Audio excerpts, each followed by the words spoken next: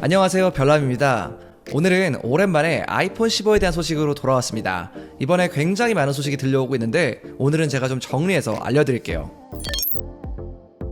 최근 들어서 아이폰에 들어가 있는 포트에 대한 소식들이 계속해서 나오고 있습니다. 현재 아이폰에 있는 포트는 라이트닝 포트가 들어가 있죠. 아이폰 15에서부터는 타입C가 적용될 거라는 전망이 나오고 있는데요. 얼마 전 저희가 영상에서 아이폰에 USB-C 포트가 들어가게 되면 어떤 변화가 생기는지 알려드렸는데 궁금하신 분들은 위 영상으로 들어가 주시면 됩니다. 이 소식은 최근 밍치고에게서 나온 건데요. 아이폰 15의 모든 모델에는 USB-C 포트가 적용될 거라고 전했습니다. 특히 프로나 프로 맥스 모델의 경우 기존보다 훨씬 더 빠른 전송 속도를 제공할 거라고 합니다. 밍치고에 따르면 아이폰 15 프로 라인업에서만 USB 3.2나 썬더볼트 3를 탑재한다고 하는데요. 썬더볼트의 경우 최대 40Gbps의 속도를 가지고 있습니다. 현재 라이트닝 같은 경우는 USB 2.0과 같은 속도를 가지고 있는데요. 최대 속도가 480Mbps 밖에 되지 않습니다. 여기에 만약 썬더볼트를 탑재시킨다면 전송 속도는 정말 지금과는 비교도 할 수 없을 만큼 빨라지겠죠. 아이폰의 카메라가 발전을 하면서 전문가들이 사용하는 포맷으로 촬영도 가능해졌고 아이폰으로 전문 영상이나 사진 촬영을 하시는 분들도 계속해서 늘고 있습니다. 아마도 프로 로우나 프로 레스 포맷으로 촬영하시는 분들도 많이 계실 텐데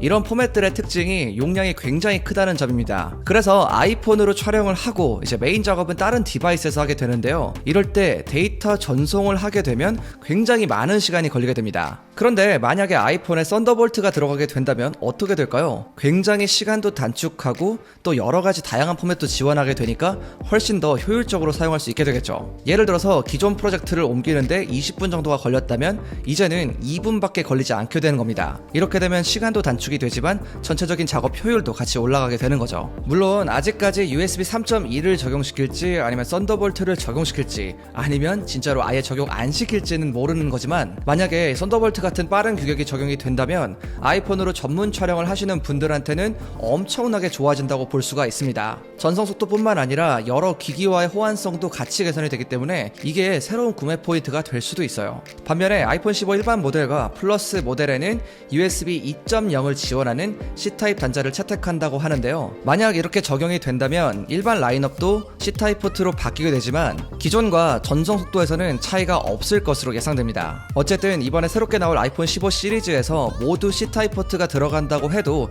결국 일반 라인업과 프로 라인업에는 속도 차이가 존재하게 되는 겁니다.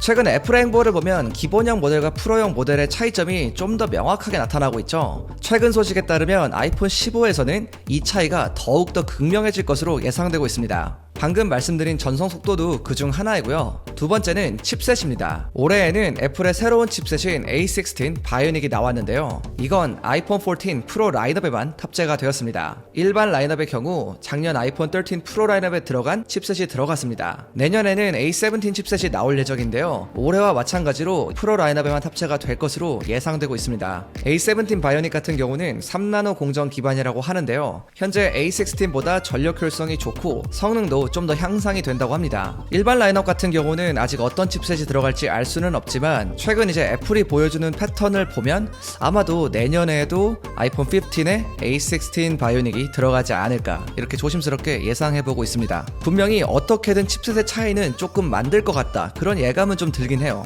세 번째 차이점으로는 램입니다. 대만의 리서치 회사인 트렌드포스에 따르면 내년 아이폰 15 프로 라인업에서는 8GB의 램이 탑재될 예정이라고 합니다. 반면에 일반 모델의 경우 현재와 같은 6GB 램을 계속 사용할 것으로 보이는데요. 램 용량이 올라가게 되면 앱 리프레시가 덜 발생하게 되는데 이로 인해 백그라운드에서도 좀 더 많은 컨텐츠를 동시에 유지할 수 있게 됩니다. 앱을 다시 열어도 처음 상태로 돌아가는 일이 좀 더 적어지게 되는 거죠. 네 번째는 측면 버튼입니다. 이것도 이전 영상에서 다뤘었는데요. 아이폰 15 프로 라인업에서는 솔리드 스테이트 버튼이 탑재된다고 합니다. 이건 아이폰 SE에 있는 홈 버튼과 비슷한 방식의 버튼이라고 보시면 되는데요. 사용자가 버튼을 눌렀을 때 물리적으로 움직이지 않고 진동 피드백으로 마치 실제로 누른 것 같이 만들어주는 방식입니다. 이걸 위해 탭틱 엔진도 여기에 추가될 예정으로 보이고요. 만약 적용이 된다면 아이폰 15 프로 라인업에서는 물리 버튼이 모두 사라지게 되는 거예요. 마지막은 카메라인데요. 아이폰 15 프로와 프로 맥스는 같은 프로 라인업이지만 카메라에서 차이가 날 전망입니다. 가장 비싼 모델인 프로 맥스에만 잔망경 렌즈가 탑재된다고 하는데요. 이건 현재 갤럭시 S22 울트라에 들어간 렌즈인데 갤럭시 같은 경우는 이미 몇 년 전부터 사용하고 있던 렌즈입니다. 반면 아이폰 15 프로 모델에는 기존과 같이 망원 렌즈가 들어갈 것으로 보이는데요. 이렇게 프로 라인업끼리도 차이점이 더 커지는 만큼 프로 맥스 모델은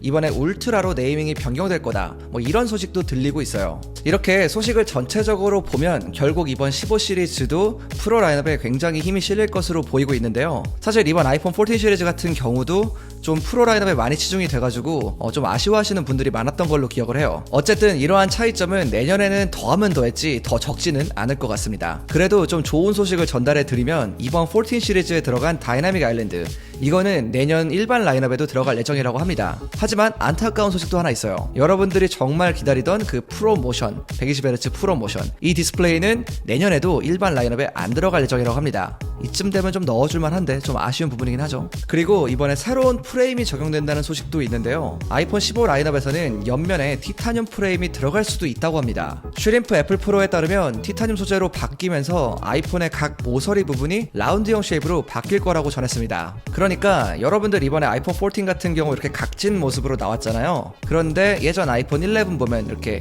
약간 부드러운 쉐입으로 되어 있죠. 그런 모양으로 바뀐다는 소리 같은데 이거는 바뀌게 된다면 아마도 전체 라인업에 적용이 될 것으로 보이고요. 티타늄 같은 경우는 상식적으로 생각을 해봐도 아마도 프로 라인업에만 적용될 것으로 보입니다. 포브스에서도 이와 비슷한 소식을 전했는데요. 포브스에서는 아이폰 15 울트라, 그러니까 프로 맥스 모델이죠. 아무튼 가장 비싼 모델에만 티타늄이 들어갈 거라고 전했습니다. 티타늄은 프로 라인업에 기존에 들어갔던 스테인리스 스틸보다 내구성이 훨씬 높다는 장점이 있는데요. 하지만 단가가 굉장히 높아진다는 문제도 있습니다. 스테인리스 스틸의 경우 단가는 1kg당 1달러에서 1.5달러인 반면 티타늄은 35달러에서 50달러입니다.